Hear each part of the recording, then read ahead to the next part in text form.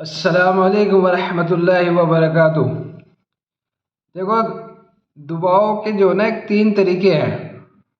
ایک صاحب تھے، میری دکان پہ کام کرتے تھے، پاپا کی دکان پہ۔ تو وہ کیا بولتے تھے کہ میں نماز نہیں پڑھتا۔ پوچھا نماز کیوں نہیں پڑھتے؟ ارے یار، میں بہت ٹائم میں نے نماز پڑھ کے بھی دیکھ لی ہے، ایسا جیسے کسی پہ احسان کر رہا ہے۔ بہت دن میں نے وہ کام کر کے دیکھ لیا، اب میرا اوسط نہیں آ رہا، میں نہیں کر سکتا۔ تو وہ یہ کام وغیرہ ویسا نہیں ہے۔ یہ نماز تو میرے نہیں ہے، ایمان میرے نہیں ہے۔ ایمان کیا ہے کہ ایمان ہمارا وہ اصلیت ہمیں دکھاتا ہے۔ میرا ایمان اگر اعمالوں پہ کھڑا کر رہا ہے، میں اگر اعمالوں سے جڑ گیا، اعمالوں سے میں جڑ رہا ہوں، تو سمجھ لو کہ یہ ایمان میرا بچا ہوا ہے۔ اگر میں اعمالوں سے دور ہوں، مجھے اعمال کرنے کا شوق نہیں پیدا ہو رہا ہے، اعمال کرنے میں مجھے بہت مشکل ہو رہا ہے، اور میں بھول گیا کہ مجھے کس طریقے کی زندگی گزارنی ہے اور کس طریقے کی زندگی میں گزار رہا ہوں، تو سمجھ لو کہ اس کا ایمان اتنا کمزور ہو چکا ہے کہ یہ ایمان پہ بھی اس کو، اعمالوں پہ بھی اس کو، دین پہ بھی اس کو نہیں لے کے پہنچ پا رہا ہے۔ کیونکہ جب ایمان کی طاقت انسان کے اندر ہوتی ہے، فار ایگزامپل میں بتاؤں آپ کو کیا چیز ہے۔ آپ کے اندر کوئی ہنر ہے، ہنر کے اندر آپ بہت زیادہ اسٹرانگ ہو، ماہر ہو اس کام کے، اور کسی سے نہیں ہو پا رہا، تو آپ کا دل کرے گا اندر سے کہ اس سے نہیں ہو پا رہا تو اس سے ہو سکتا ہے، میں تو کر سکتا ہوں، میں کر دوں۔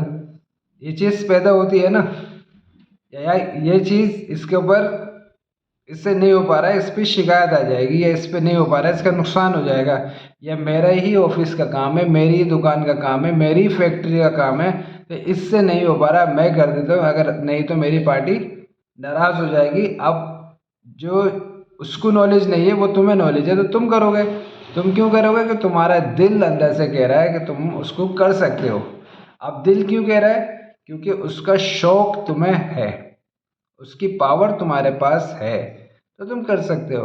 اسی طریقے سے جب ایمان والوں کے اندر ایمان کی پاور ہوتی ہے، تو وہ کیا کرتا ہے؟ اعمالوں پہ کھڑا ہوتا ہے، ایمان کے ساتھ زندگی گزارنے کا فیصلہ کر لیتا ہے، ایمان کے ساتھ زندگی گزارتا ہے۔ جھوٹ بولنا اسے بڑا دشوار ہوتا ہے، جھوٹ بولنا ہے، وہاں پہ کام نہیں ہو رہا، سامان نہیں بک رہا ہے، اور کسٹمر واپسی ہو رہا ہے جھوٹ نہیں بولنے کی وجہ سے۔ اب یہ کیا سوچ رہا ہے کہ کسٹمر آئیں گے یا نہیں آئیں، جائیں یا بیٹھے، لے یا نہ لے، جھوٹ نہیں بولنا، یہ ایمان کا تقاضا ہے۔ یہ کب آئے گا؟ جب ایمان مضبوط پیدا ہو جائے گا۔ اب اس بیچارے پہ ایمان کی طاقت ہے ہی نہیں، یقین بنا ہوا نہیں ہے، کھا رہا ہے، کیا کھا رہا ہے، کہاں سے آ رہا ہے، کہاں سے نہیں آ رہا ہے، حرام کا ہے، سود کا ہے، بیاج کا ہے، کس کا کیا کھا رہا ہے، سب اس کو ہضم ہو رہا ہے۔ اب وہ جس طریقے سے کھانا پینا ہوگا اسی طریقے سے اس کے اعمال نکلیں گے۔ آج کل کا ہمارا یہ دستور ہے کہ جو مال آتا ہے بس اسے ایکسیپٹ کر کے کھا لیتے ہیں، کہاں سے آ رہا ہے کچھ نہیں، انکوائری کس کا ہے کچھ نہیں پتا، کس نے بھیجا کچھ نہیں پتا، وہ کیا کرتا ہے وہی پوچھنے کی ضرورت نہیں ہے۔ تو ان چیزوں کا بھی دھیان رکھیں۔ اس کے بعد ایمان دیکھو کیا ہے، نبی کے طریقے پہ آپ کو لے کے آئے گا، محمد صلی اللہ تعالیٰ علیہ وسلم کے سنتوں پہ آپ کو لے کر آئے گا۔ سنت کیا ہے؟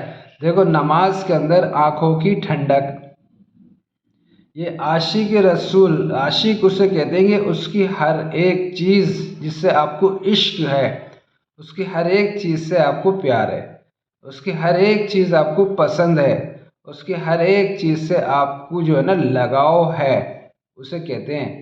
اب یہ عاشق رسول تو بول دیا، اب عاشق رسول کا مطلب ہمیں پتہ نہیں۔ بال یہودیوں والے، چہرہ ظالموں والا، اور لباس جاہلوں والا، اور کیا کہتے ہیں؟ عاشق رسول، کپڑے پھٹے ہوئے، نئے کپڑے پھٹے ہوئے لے کر آ رہا ہے۔ ارے بھائی، موت نہیں آنی کیا؟ موت مرنا نہیں ہے، یا فرشتے نہیں ہے، یا فرشتے تیرے پاس نہیں ہے، یا تجھے موت تیرے لیے لکھی نہیں ہے جو تو اس طریقے کی زندگی گزار رہا ہے۔ ٹھیک ہے، جتنا ہوا توبہ کر لے، اللہ کے راستے میں لگ جا، اللہ سے اللہ کو راضی کر لے۔ اب نماز کی پابندی بھی نہیں ہے۔ نماز بہت بڑی اللہ تعالیٰ کی نعمت ہے مومن کے لیے۔ نماز پڑھنا بہت ضروری ہے۔ نماز آپ نبی کریم صلی اللہ تعالیٰ علیہ وسلم کی آنکھوں کی ٹھنڈک ہے۔ نمازوں کی پابندی کرنا بہت زیادہ ضروری ہے۔ نماز ایکچولی خود کی نہیں ہے، پھر اس نماز کی برکت سے آس پڑوسیوں کو بھی فائدہ ہوتا ہے۔ ابھی شرط نہیں ہے کہ آپ کو پڑوسی ہندو ہیں، سکھ ہے، عیسائی ہیں، بدھسٹ ہے، دوسری کاسٹ کے ہیں، مسلم نہیں ہے تو انہیں فائدہ نہیں ہوگا۔ سب کو فائدہ ہوگا، چاہے جو بھی ہو، سب کو فائدہ ہوتا ہے نماز سے۔ آپ نماز کی پابندی کرو، آپ کی دکان، آپ جہاں بھی جاب کرتے ہو وہاں پہ آپ کو فائدہ ہوگا، آپ کے اونر کو فائدہ ہوگا، آپ کو خود کو برکت ملے گی، ٹھیک ہے۔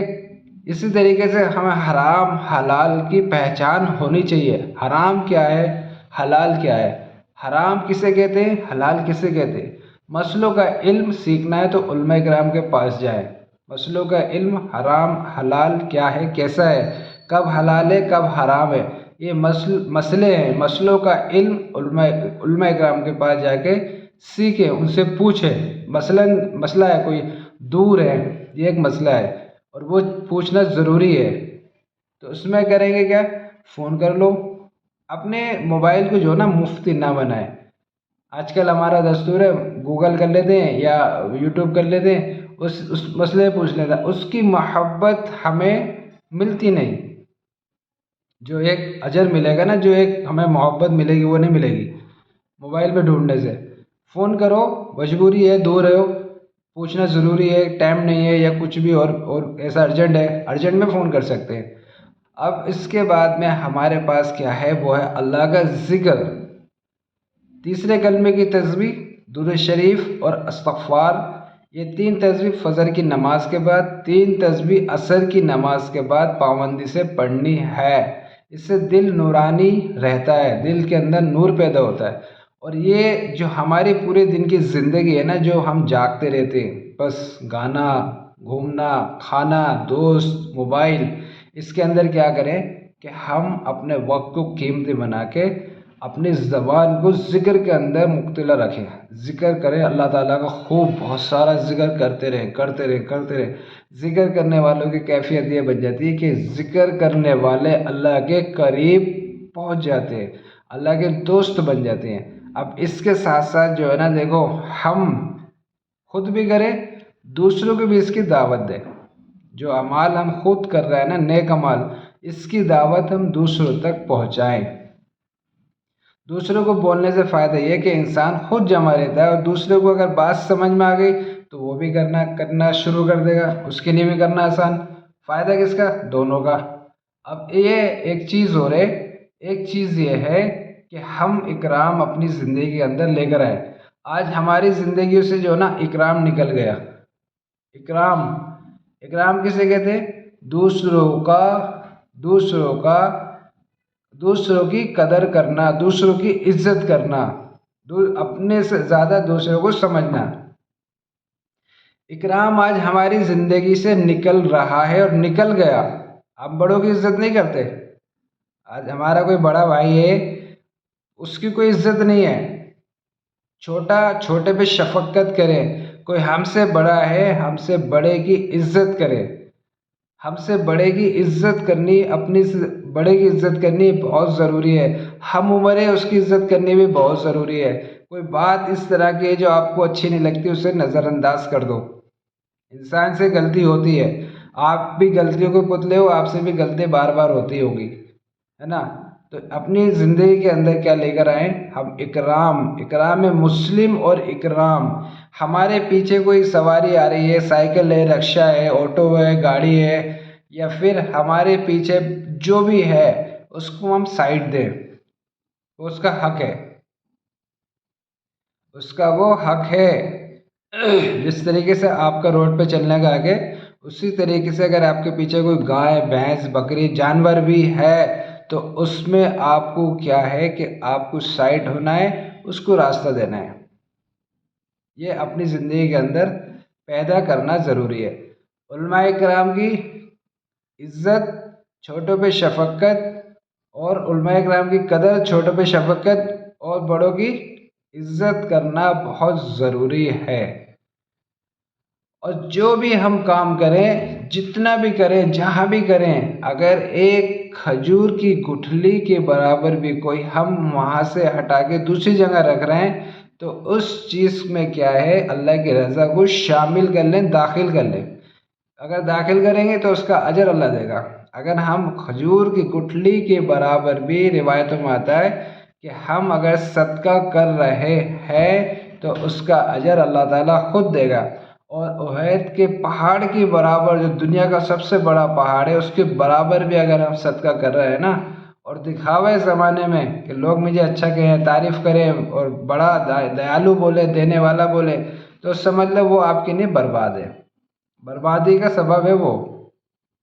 کیونکہ جو کام اللہ کے رضا کے لیے کیا جائے گا، اللہ تعالیٰ خود اس کو عطا فرمائے گا، اور جو زمانے کے لیے کیا جائے گا، اللہ تعالیٰ اس کے منہ پہ مار دے گا اور بولے گا اللہ اس سے کہ جاؤ، جس کے لیے کیا اس سے جا کے لے لو۔ اور دنیا قیامت کے ساتھ، قیامت کے دن میدان حشر میں کسی سے کوئی کچھ نہیں لے سکتا، یہاں تک کہ ایک نیکی بھی اپنی ماں بچے کو نہیں دے گی، تو اس کے لیے اپنی آخرت کو خود سدھارے۔ اور لاسٹ بات میری یہ ہے کہ اپنے وقت کو فارغ کر کے دین کے سیکھنے کے لیے وقت کی ترتیب بنائے، دین کو سیکھنے کے لیے اللہ کے راستے میں نکلنے کی ترتیب بنائے۔ اور دیکھو، فالتو باتوں سے بچنے کے لیے بہت زیادہ آپ کو اللہ نے عقل دی ہے۔ لائنی باتیں کرنا بہت زیادہ ظلم ہے۔ لائنی باتیں، فالتو باتیں اس طرح سے نیکیوں کھا جاتی جس طرح سے اس طرح بالوں کو پورا مونڈ دیتا ہے۔